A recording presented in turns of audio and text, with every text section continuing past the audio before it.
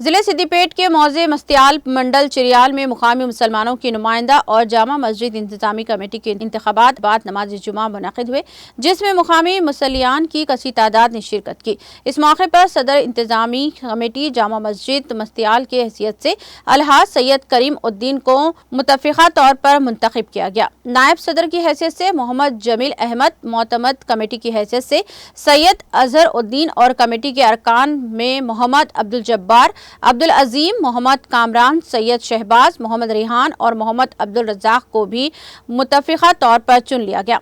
इस मौके पर मीडिया से बात करते हुए नौ मुंतखबा सदर जामा मस्जिद कमेटी मस्तियाल जनाब अलहाज सैयद करीम उद्दीन ने मुकामी मुसलमान अक़लियती तबके के मसाइल के हल के लिए और मस्जिद की तरक्की के लिए हर मुमकिन संजीदा इक़दाम करने का अज़्म ज़ाहिर किया। उन्होंने अपने इंतखाब पर अल्लाह रब्बुल इज़्ज़त और मुकामी मुसल्लियान इकराम से इज़हार तशक्कुर किया।